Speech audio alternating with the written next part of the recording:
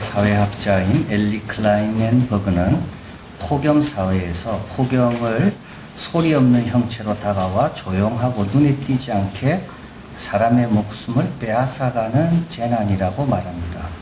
폭염은 홍수나 태풍의 피해보다 더 많은 인명 손실을 내는데도 가시적이나 효과적인 재난의 흔적이 없기 때문에 언론과 사람들의 주목을 받지 못합니다. 2003년 유럽은 폭염으로 7만 명이 죽었는데 거의 우리는 기억하지 않습니다. 2010년 러시아에서 5만 명이 폭염으로 죽었는데요. 만약에 다른 것으로 이렇게 많이 죽었더라면 우리는 큰 재앙이라고 아마 다들 놀랐을 겁니다. 근데 이게 폭염은 아무것도 남기지 않습니다. 건물 그대로 있고 집 그대로 있고 도로 그대로 있고 사람만 생명만 사라질 뿐이죠. 1995년 7월 우리 이 사회학자는 이때 이제 유럽에 있었는데요.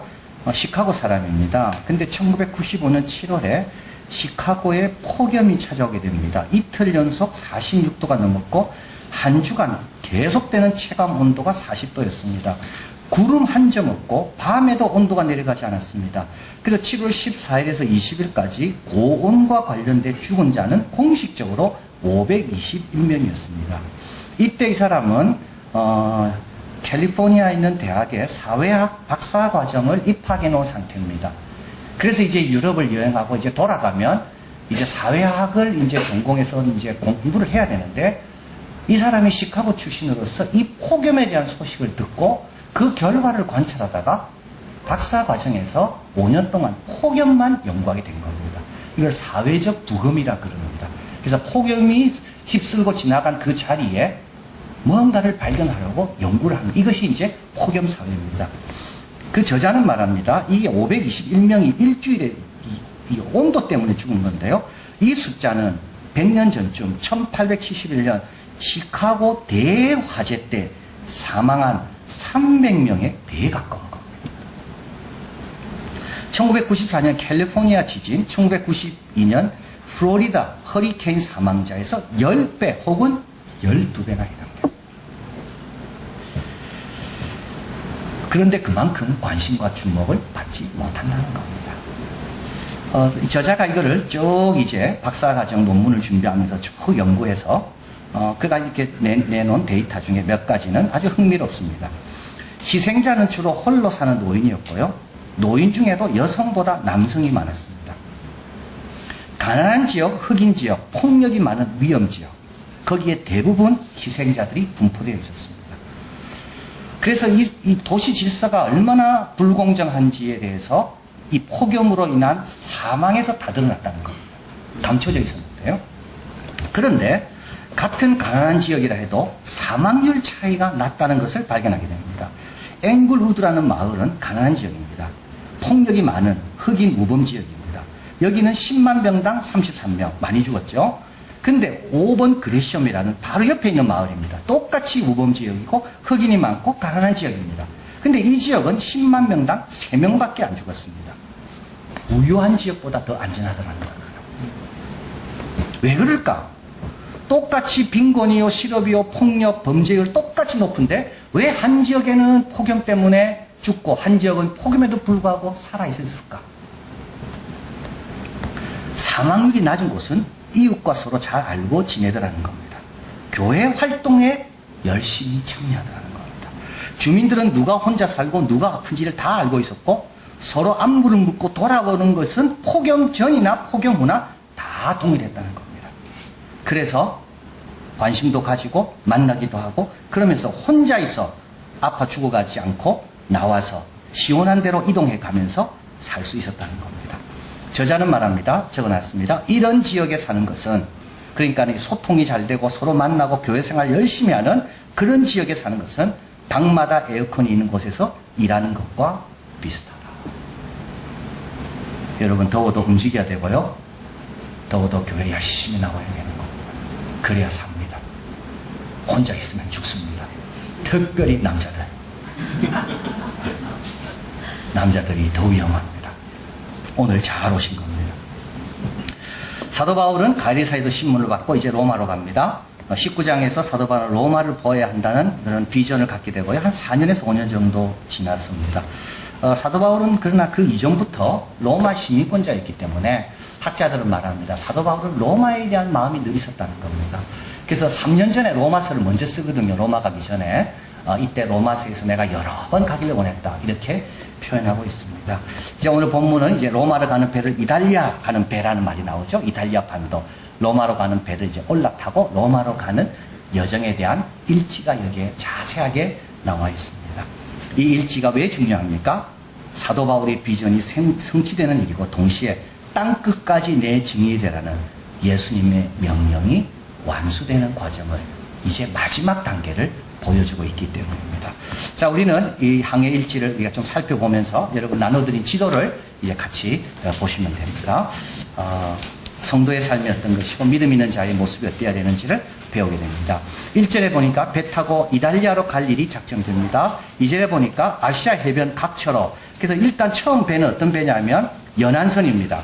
그래서 이제 아시아의 터키 지역의 해변에 여러 군데 쓰는 멀리 가지 않고 그 해변에 있는 도시들을 이제 운행하는 그 연안선입니다. 그게 아드라 무테노 배에 우리가 오릅니다. 우리는 누가 이걸 기록하고 있는 사도행전의 저자 누가도 있고 그리고 데살로니가 사람 아리스도하고도 함께합니다. 3절에 보니까 이제 가리사에서 112km 배 타고 도착하는데 거기는 시돈입니다. 시돈은 우리 엘리야가 사르밧 여인에게 공개를 받고 그 아들을 살려낸 곳이고요. 우리 예수님께서 시돈 가신 적이 있습니다. 그래서 수로보니게 여인에게 여인이 이렇게 말하죠. 주인의 상에서 떨어지는 부스러기도 개도 먹습니다. 나는 그것도 괜찮습니다. 그래서 우리 예수님께서 그 여인의 믿음을 보시고 그 여인의 딸을 고친 내용이 바로 이 시돈입니다. 112km. 그런데 여기에도 보니까 예수 믿는 사람이 이미 있는 겁니다. 그래서 여기서 예수 믿는 사람과 교제를 합니다. 4절. 그리고 또 거기서 떠나 바람을 거스름을 피하여 구브로 해안을 의지하고 행선합니다. 자, 이 구브로는 어떤 곳입니까? 사도 바울은요, 이 구브로를 지나갑니다. 키프로스입니다. 지금 기독교인이 거의 전부가 이 섬의 기독교인은 거의 다 기독교인이라 그래요. 이 키프로스 섬을 지나갑니다. 근데 이 섬은 사도 바울에게 특별한 섬입니다. 왜 그러냐면 사도 바울의 1차 처음 전도 여행의 첫 열매가 바로 이 성의 총독이었습니다. 그리고 사도 바울은 여기서 자기 이름을 바꿉니다. 사울에서 바울로 14년 전입니다. 여러분, 사울은 나쁜 이름이고 바울은 좋은 이름 아닙니다. 사울은 큰 자, 바울은 작은 자 전혀 아닙니다. 사울과 바울은 뜻은 똑같습니다. 요청받은 아이입니다. 참 귀여운 이름이죠. 하나님께 요청해서 받은 아들. 그게 히브리식으로 발음하면 사울이고 로마식으로 발음하면 바울인 겁니다. 그래서 사도 바울은 이 키프리스 섬에서 총독을 변화시킨 다음에 이제 나는 이방인의 사도이기 때문에 그들이 부르기 좋은 이름 바울로 불리리라. 그래서 여기서 바울로 이제 불리게 됩니다. 이제 그것을 지나갑니다. 이제 5절 6절에 가보니까 길리기아와 밤빌리아 바다를 건너 루기아 무라성에 이르게 됩니다. 이제 여기서부터 배를 갈아타죠. 알렉산드리아 배. 이 배는 이집트에서 알렉산드리아에서 이제 와서 무라성에서 또 싣고 로마로 가는 큰 배입니다. 이건 원양입니다. 연안선이 아니라 큰 배입니다. 왜 알렉산드리냐면 거기서 출발했기 때문에 그렇습니다. 7절. 배가 들이감으로 여러 날 만에 간신히 니도 맞은편에 이르게 됩니다. 그래서 이제 원래 니도 쪽으로 해서 가야 됩니다. 그런데 니도 편에 오니까 이게 지금 바람의 방향과 모든 것이 좋지 않습니다. 그래서 이제 방향을 틉니다. 그래서 밑으로 내려오죠. 그에 대해 해안을 의지하여 안전하게 그래서 섬 주변으로 가려고 방향을 틀어서 밑으로 내려옵니다. 8절에 간신히 연안을 지나 미항이라는 곳에 이르게 됩니다. 이제 여기서 결정을 해야 됩니다. 계속 갈 건지 말 건지. 사도 바울은 가지 말자고 이야기합니다. 여러 날이 걸려 금식하는 절기가 지났다라고 이야기합니다. 이 금식하는 절기는 바다가 닫히는 절기입니다. 11월 10일에서 3월 10일. 이미 바다가 닫히는 절기에 온 겁니다. 그런데 백부장은 사도 바울의 말을 듣지 않습니다. 그리고 운행을 계속하면서 베닉스까지 가자라고 미항에서 출발합니다. 여기서부터 표류가 시작됩니다. 14일 동안 750km를 표류하게 됩니다. 12절 베닉스에 가서 과동하자. 그래서 결국은 베닉스로 가는 중에 표류가 시작되고 14, 15절 얼마 못 돼요. 섬 가운데로 유라굴라는 광풍이 되더라니 바람을 맞추어 갈 수 없어 가는 대로 두고 쫓겨갑니다. 바람을 도저히 맞출 수가 없습니다. 17절 연장을 내버리고 쫓겨갑니다. 18, 19절 풍랑으로 애쓰지만 아무 소용이 없습니다. 기구를 저희 손으로 다 내어버립니다. 20절 열흘 동안 해와 별이 보이지 않습니다. 풍랑이 그대로 있습니다. 구원의 여망이 다 없어졌습니다. 사도 바울이 두 번째 말합니다. 22절 내가 너희를 고난하노니 이제 안심하라. 너희 중 생명에는 아무 손상이 없겠고 오직 백분이라. 23, 25절 같이 읽어봅니다. 나의 속한 바 곧 나의 섬기는 하나님의 사자가 어젯밤에 내 곁에 서서 말하되 바울아 두려워 말라. 내가 가이사 앞에 서야 하겠고 또 하나님께서 너와 함께 행선하는 자를 다 내게 주셨다 하였으니 그러므로 여러분이여 안심하라. 나는 내게 말씀하신 그대로 되리라고 하나님을 믿노라. 예. 첫 번째 말 안 듣습니다. 그런데 어려움 당하니까요 사도 바울의 말이 들립니다. 여러분 마음이 교만하면 안 들립니다. 마음이 낮아지면 들립니다. 그리고 10일이 지났습니다. 열나흘째 되는 날 밤에 우리가 아드리아 바다, 이 아드리아는 아덴과 아테네와 이제 로마 반도 그 사이에 있는 바다입니다. 이리저리 쫓겨가다가 밤중쯤 되어 보니까 육지가 가까워지는 것을 짐작하게 됩니다. 물을 재어보니까 길이가 37m, 20길, 조금 더 가니까 27m, 10m 더 낮아지고 이제는 육지를 향해 가고 있는 겁니다. 자, 그래서 이제 사공들이 자기들이 이제 살려고 구명선을 내려서 도망치려고 할 때 사도 바울이 그들이 배에 있어야 된다. 그래서 백부장이 거룰줄을 끊어서 구명선을 떠나보내고 사공들도 거기에 남게 됩니다. 자, 33, 34절. 그 다음 날이죠. 이제 해안선에 거의 가까이 왔습니다. 그리고 사공들은 구명선을 떠나보내고 그 다음 날입니다. 사도 바울이 여러 사람 음식을 먹으라 권하되 너희가 기다리고 기다리며 먹지 못하고 줄인 지가 열나흘이다. 너희 중 머리털 하나라도 잃을 자가 없느니라 하고. 자, 35, 39절입니다.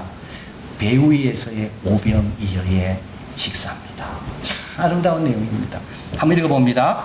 떡을 가져다가 모든 사람 앞에서 하나님께 축사하고 떼어 먹기를 시작하며 저희로 다 안심하고 받아 먹으니 배에 있는 우리의 수는 전부 276인이더라. 배부르게 먹고 밀을 바다에 버려 배를 가볍게 하였더니 날이 새매 어느 땅인지 알지 못하나 경사진 해안으로 된 항만이 눈에 띄거늘. 아름답죠? 이제 14일 만에 식사를 합니다. 사도 바울은 모든 사람 앞에서 하나님께 감사 기도를 드립니다. 여러분 이거는요 구약이나 신약이나 모든 성도들이 음식 앞에서 했던 일입니다. 그거는 기도입니다. 여러분 식사 시간에 꼭 기도하시길 바랍니다. 직장에서도 기도하시길 바랍니다. 가정에서도 잊지 말고 밥 앞에서는 하나님께 꼭 기도하시길 바랍니다. 우리 예수님께서 오병이어를 드시고 축사했다는 말은 우리 예수님은 늘 떡을 떼기 전에 기도하셨다는 말입니다. 여기서도 마찬가지입니다. 모든 사람이 보고 있어도 사도 바울은 떡을 들어 하나님께 감사 기도를 드립니다. 그리고 떼어줍니다. 다 안심하고 받아 먹습니다. 여기에 또 주목할 게 있죠. 우리의 수입니다. 처음 우리는요 누가와 아리스타고와 사도 바울 뿐이었습니다. 그런데요 하나님의 축복 안에서 우리 모든 276명이 다 우리가 된 겁니다. 하늘의 양식 앞에서는 높은 자, 낮은 자, 죄인, 선원, 선장 차이가 없습니다. 다 우리입니다. 자, 그리고 배부르게 먹고 이제 해안에 눈이 뜨게 됩니다. 자, 41, 43절. 이제 원래 해안 가까이 오면 이제 두 물이 합쳐지는 그런 경우가 있죠. 그러면 물이 셉니다. 그리고 모래도 있습니다. 그래서 이 물은 배 앞은 모래톱에 갇히게 되고 움직일 수 없게 됩니다. 고물 뒤쪽, 배 뒤쪽은 큰 물에 깨어집니다. 그래서 이제 거의 다 왔기 때문에 헤엄쳐서 도망칠 수 있을까 해서 죄수를 죽이려 하지만 사도 바울을 구원하기 위하여 죽이지 못하게 하고 헤엄칠 줄 아는 사람은 물에 뛰어내려 먼저 육지에 가게 하고 44절 읽어봅니다. 그 남은 사람들은 널조각 혹은 배 물건에 의지하여 나아가게 하여 마침내 사람들이 다 상륙하여 구원을 얻으니라. 여러분 구원은 처음에 얻는 게 아닙니다. 왜 우리 예수님께서 끝까지 견디는 자가 구원 얻는다고 말씀일까요? 바로 이 내용입니다. 처음에는 구원의 여망이 다 사라졌습니다. 그런데요, 주님이 약속하신 대로 머리털 하나도 상하지 않고 다 구원 얻게 되는 겁니다. 자, 오늘 이 과정에서 우리에게 배우는 게 있습니다. 성령이 주관하십니다. 여러분, 사도행전의 큰 주제 가운데 하나는 성교는 누가 하는가입니다. 성교는 사도 바울이 하는 게 아닙니다. 성교는 안디옥 교회가 하는 게 아닙니다. 성교는 성령이 하십니다. 사도 바울은요, 빨리 가이사 앞에 섰을 원할 겁니다. 빨리 로마로 가기를 원했을 겁니다. 근데 우리 하나님은요, 바람을 보내십니다. 하나님이 주관하시는 겁니다. 사도 바울은 자기가 성교한 아시아 지역을 들어가고 싶었습니다. 근데 하나님이 다 막으십니다. 그리고 어디로 보내십니까? 유럽으로 건너가게 하십니다. 이 사도행전에 보면 성령이 너에게 임하시면, 이 말은 뭐냐면 땅 끝까지 이르러 증인이 되는데 이 모든 것의 주관자는 성령이시라는 뜻입니다. 우리 계획은요, 빨리 가고 싶죠. 순풍이 불어야 됩니다. 그래서 그냥 배보다 더 빨리 가야 하나님이 함께 하신다는 증거라고 우리는 자꾸 생각하기 쉽습니다. 그런데 오히려 하나님은요, 대풍을 보내십니다. 우리 야고보하고 베드로하고 둘이 똑같이 감옥에 갇힙니다. 헤롯이 둘 다 갖게 되죠. 그리고 야고보를 칼로 죽입니다. 그래서 너무 유대인들이 좋아하는 걸 보고 그 다음날 베드로도 죽이려고 합니다. 여러분, 똑같은 헤롯 미치고요. 똑같은 감옥입니다. 둘 다 사도입니다. 근데 한 사람은 죽고요. 베드로는요, 천사를 보내 옥에서 건져내십니다. 이게 하나님의 주권입니다. 우리는 이해가 안 됩니다. 왜 한 사람은 죽게 하시고 한 사람은 건져내실까요? 안디옥 교회가 금식할 때 주님께서 뭐라 말씀합니까? 바울과 바나바를 따로 세우라 그럽니다. 여러분, 바울과 바나바는 그 교회의 기둥입니다. 이게 성령의 주관하십니다. 여기에 깊은 뜻이 있습니다. 276명을 구원 얻게 하시고요. 또 학자들의 견해에 의하면 사도 바울은 이제 로마 앞에 가야 되는데 바다 가운데 역사하신 하나님으로 다시 한번 영적인 무장을 위해서 이 경험을 하게 하셨다는 겁니다. 여러분, 깊도다 하나님의 지혜요. 지식에 부여하며 함부로 판단하면 안 됩니다. 두 번째 교훈이 있는데요. 하나님은 홀로 있게 하지 않습니다. 사도 바울은 그와 함께한 자가 있었습니다. 데살로니가 사람 아리스다고입니다. 누가입니다. 이들은 바에서 풍랑이는 밤 구원의 여망이 끊어질 그때 같이 기도하고 같이 격려하고 같이 말씀을 나누고, 그래서 같이 용기를 가지고 떡을 뗄 때 그 옆에서 같이 돕고, 그리고 여기 백부장 율리오가 있습니다. 사도 바울의 말을 듣고 제수를 살려두고 사공들이 도망칠 것을 막기도 하고. 참 두 가지죠. 여기서 중요한 거는 나는 어느 편에 설 건가를 여러분 늘 생각하십시오. 나는 진리 편에 서야 됩니다. 나는 정의 편에 서야 됩니다. 나는 사도 바울 편에 서야 됩니다. 그것이 힘들다 할지라도요. 그러다 보면 어떻게 됩니까? 함께 하나님의 일에 쓰임받는 겁니다. 그 또 한 가지는요, 여러분 어디 가도 사람 의지할 필요가 없습니다. 백부장 같은 사람 하나님이 준비해 놓으십니다. 내 혼자라 할지라도 내가 바르게 하면 백부장 율리오 같은 사람이 나타나서 사도 바울이 큰 도움이 됩니다. 예레미야에게는 바룩이 있었습니다. 그래서 예레미야서가 있습니다. 다윗에게는 요나단이 있었습니다. 다니엘과 세 친구가 있었습니다. 여러분, 진리와 함께하기를 노력하고요. 또 함께할 자를 보내주심을 믿고 담대하게 주의 길을 가는 겁니다. 마지막으로 여기서 주는 교훈은 다른 사람을 도우려면 그들과 함께 있어야 됩니다. 여러분, 276명을 도우려면요, 그 배 위에 있어야 됩니다. 그들에게 떡을 떼며 하나님께 축사하고 그들을 배부르게 도와주려면 그들이 고난당하는 그 기간 동안 거기에 같이 있어야 됩니다. 사도 바울은 지금 뭐로 있습니까? 죄수로 있습니다.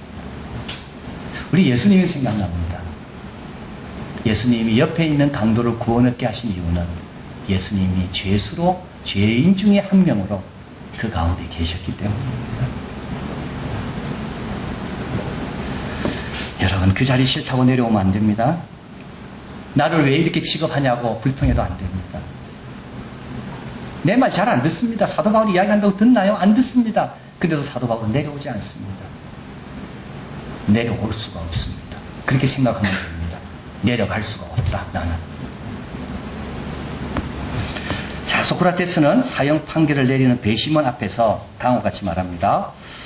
내가 이렇게 변론하는 이유는 여러분들이 잘못 판결을 내림으로 신이 이 도시에 주신 선물을 거부할까봐입니다.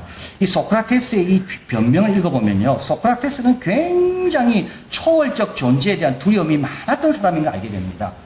여러분, 아테네는요 굉장히 신 중심의 도시였습니다. 물론 그 신은 잘못된 신이지만 인본주의가 아테네에 있지 않았습니다. 배심원들은 다 판결할 때 신이 보고 있다는 그 두려움 가운데 판결했습니다. 소크라테스도 마찬가지입니다. 배심원들에게 이렇게 이야기하는 거죠. 당신들이 나를 죽이는 것은 죽일 수 있다. 그러나 기억해라. 나를 보낸 것은 내가 온 게 아니라 신이 나를 보냈다. 여러분이 나를 죽이면 나를 대신할 자를 찾기는 쉽지 않을 거다. 신이 여러분을 위해 나 대신 다른 사람을 보내지 않는다면 여러분은 잠에서 깨어나지 못할 것이다. 그리고 이렇게 이야기합니다. 신이 나를 보낸 증거가 있다. 그 증거는 뭐냐? 나는 가난하다. 가난이 왜 중요할까요? 그 당시 소피스트들은 돈 받고 가르쳤거든요. 근데 소크라테스는 진리라는 것은 돈의 유무에 상관없이 배우고 싶은 사람에게 주어지는 것이 진리다.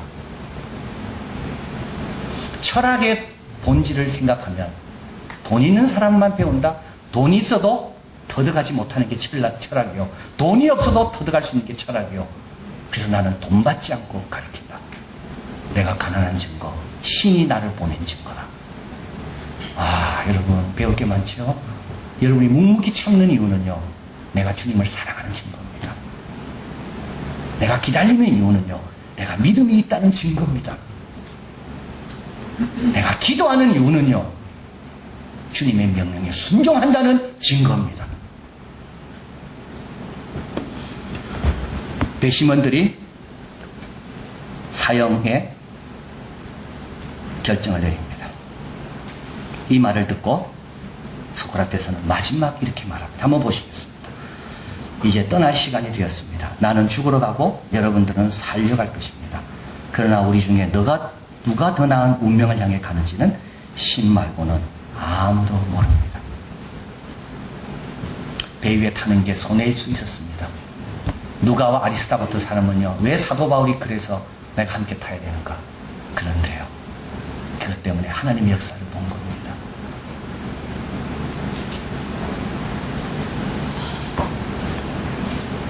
사도 바울은 왜 나를 죄수로 여겨서 그렇게 로마로 가게 하시는가? 그런데 그 배에서 내리지 않고 있다 보니까 276명을 구원하고, 그리고요, 하나님의 역사가 뭔지를 다시 확인하는데 유익한 시간을 갖게 된 겁니다. 하나님의 주권을 믿고 따르시길 바랍니다. 진리와 함께하는 자를 소중히 여기시길 바랍니다. 주님이 어디로 인도하시든지 잘 인도받고 흔들리지 말고 견고하여서 주의 일에 더욱 힘쓰는 우리가 되길 바랍니다. 그러면 여러분, 주의 행사를 더 많이 보고요, 주의 종들, 하나님의 종들의 동력자가 되고 주님이 구원 얻기를 원하는 자를 건지는데 쓰임받는 우리 모두가 될 줄을 믿습니다. 자녀 하나님 감사합니다. 참 우리 생각이 너무 앞설 때가 많습니다. 우리의 경험 한 것도 별로 없으면서도, 내가 배운 것도 많지 않으면서도 다 내려놓게 하시고 겸손하게 하시고, 오늘도 우리의 목자가 되셔서 양을 인도하시는 그 선한 인도에 순종하며 잘 따르게 하시고, 우리의 삶의 주관자는 내가 아니고 우리 성령이시고 하나님이 것을 믿고 주님이 있으라는 곳에, 주님이 소중히 여기는 곳에 주의 백성과 함께 고난받기를 자처한 모세처럼 우리도 그 길, 그 삶, 그 좁은 길을 잘 살아가는 우리들이 다 되게 하여 주시옵소서. 예수 그리스도 이름으로 기도하옵나이다. 아멘.